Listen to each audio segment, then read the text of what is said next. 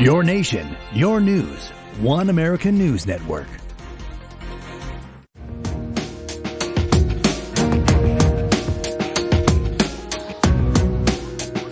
As conflicts in Iran and Russia continue and trade talks with the U.S. progress, China may be looking for another source of their energy. China's purchasing of Russian oil has been a lifeline to Russia as Western countries placed sanctions on them as a result of their Ukraine invasion. If trade talks between the U.S. and China continue in a positive trend, Russia could be put in a corner. This new leverage could even be used to negotiate final peace terms between Russia and Ukraine. This would be a very interesting play. But Trump's unleashing of American energy not only has geopolitical implications, it will also change the American economy here at home for the better. After Pennsylvania's Energy and Innovation Summit last week, there have been billions of dollars invested into the Pennsylvania economy alone. Google invested $25 billion toward infrastructure in Pennsylvanian energy in order to power the all-consuming artificial intelligence complex. While red states have long seen the immense benefits in working with the Trump administration to unleash American energy, blue states have remained stubborn in their green ways. This could force energy companies to abandon their blue state homes for more friendly red states. Not a surprise. We now welcome founder and executive director of Power the Future, our friend Daniel Turner. Daniel, thank you so much for joining us. Wow, we have so much to catch up on here. Energy news is going through the roof, all manners of directions we can go. Let's start with China and the talks that I think Secretary Bessent hinted that we could use energy leverage with our China talks. What do you think of that? Yeah, energy is everything. It's our economy, obviously, but it's also national security. It's world peace. And China's biggest vulnerability is that they do not have a domestic oil supply, and they are importing around 12 million barrels a day. It's also why China is so invested in their Belt and Rail initiative, why they have very close ties to places like Pakistan, because they are trying to secure a reliable oil source. It's also why when the Iran-Israel war was fully escalating and Iran threatened to close the Straits of Hormuz, it was China who stepped in and say, yeah, that's not really an option, because China was buying 2.5 million barrels a day from Iran, and they desperately need that oil. So it's a very smart move of Secretary Bessent and the Trump administration to use energy as leverage over China, because it is their absolutely biggest vulnerability. It is, but we've also seen them try to counteract some of that. They rely heavily on LNG, liquid natural gas, but they also have taken great strides in building coal manufacturing, coal processing facilities in their country. Is that enough to offset some of the needs, try and get them to wean off of some of the barrels of oil they've been importing? Yeah, they definitely have a great supply of coal, and because of that, they have a pretty reliable electric grid, which allows them to do a couple of things. It's why they push for an electrified economy. People like John Kerry would say they're doing it for climate change, but they're not. They want you to drive an EV because it's better for their economy, because they have reliable electricity. They also like to monitor their citizens, and you can do that in an EV better than in a combustion engine car. It's also why American manufacturing for decades moved to China, because they're building, they're creating our products. They're making wind and solar with coal.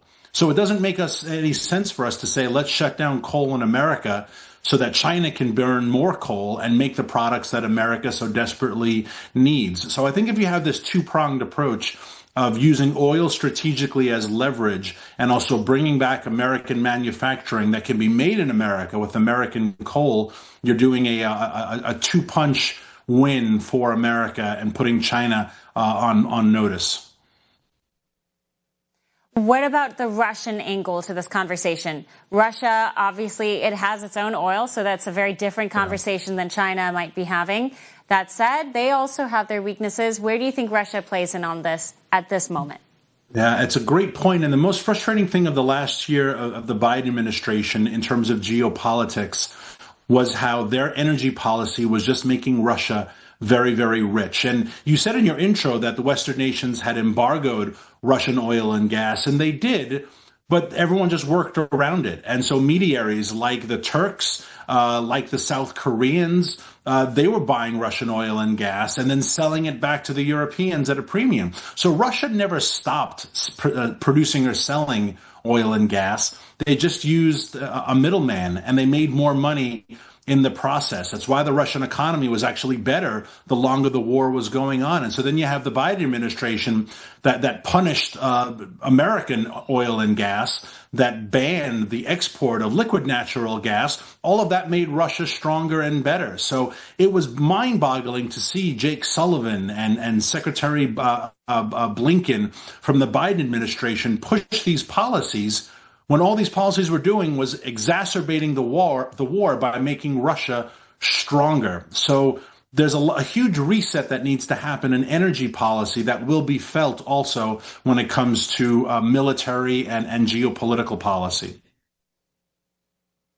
You mentioned the Biden team and all this, and it reminded me of that just bizarre moment. You had Jake Sullivan and others from the Biden administration flying down to Venezuela, of all places, and negotiating with them, basically begging them for oil because we had so depleted our own domestic production.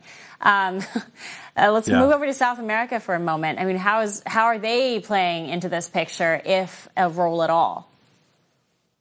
It's why America First Energy is so important. You know, it's a question I'll have for Almighty God if I'm lucky enough to meet one day. But why does it seem that all of the oil was placed under the feet of a lot of bad actors? I don't know the answer to that, right? I think America is great. I like Canada too. But sadly, a lot of oil is found in some awful places of the world, and Venezuela being a wonderful example of that.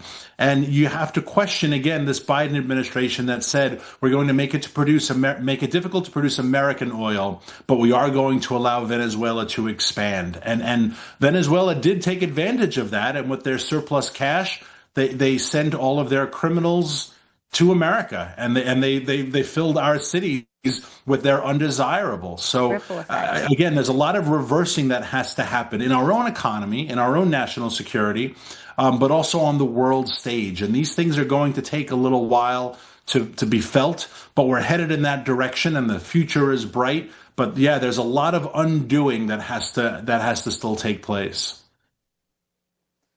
Speaking of that undoing, so going back to the domestic side of the conversation, I think Americans are already feeling the impact of this new leadership in place, this new pro-energy leadership. We're seeing lower gas prices. We're seeing prices going down for most things that we're buying on the market, despite all the naysayers out there. That said, there is still some undoing. What policies do we face that are left over from the Biden administration that'll be the biggest challenge going into the next couple of years?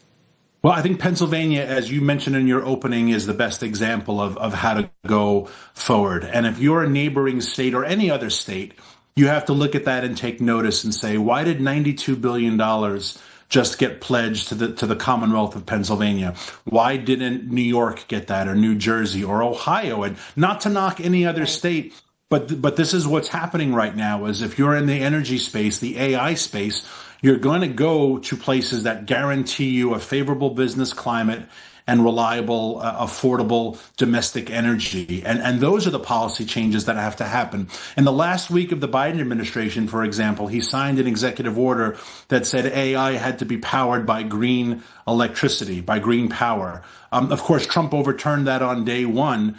My organization, Power the Future, elevated that. By the way, hold on. Sorry, I'm sorry to interrupt, but wouldn't that have been impossible? I mean, I remember reading a metric to train one model, one chat 3 model, for example. It would have consumed the same amount of energy that the American family would consume in 120 years. And I know that's just one metric of many. But in what universe would we have been able to provide the energy to supply the AI with green sources? Yeah. None universe. It's absolutely impossible. And we brought that executive order to Representative Comer at the House Oversight Committee, chairman of House Oversight, as one of the examples of the auto pen executive orders, saying there's no evidence that Biden himself put this in place. It is absolutely impossible, but it makes you feel good about yourself. And that's very similar to the left in general, right? There's no government-run grocery store that's ever worked, but Mamdani is pledging them because it feels good. Right? There's no leftist policy that ever has worked on paper, but it feels good. Right. Right. No, you're absolutely right about that. You know, another thing that seems to be a walk back, but you can tell us more about it. There's this other story. We're seeing companies like Shell abandoning their goal of net zero emissions. That was the big hot topic for years, it seemed like. Now, Shell is abandoning their net zero emissions mission, and the question to you is this a strictly financial move, or is this a shift in company culture? Financial move. And every corporation is making financial moves because they have to deliver to their shareholders. I hope it is part of company culture, but a lot of corporations tend to embrace these crazy leftist ideas. But and we could have an hour-long conversation about this, but phrases like net zero and green and clean, those are all political terms. They're not based in science. They're not based in fact. They are political terms. And what happens with political terms when you have power is that you start exercising power to achieve a political end. And that creates an absolute chaos. And so say we want to achieve net zero. There's no such thing as net zero. It's a made up phrase. But what companies have done and what the Biden administration did is pledge resources to chase this absolutely impossible windmill. And it created market chaos. It created inflation. It created misery for the American people. We have to get away from these fake phrases that make people feel good about themselves and go to what works. And what works are free markets and free people. Daniel Turner, a pleasure as always. Thank you, my friend, for making the time. Always. Thanks, Chanel. Coming up, Alex Stein takes a spin on headlines.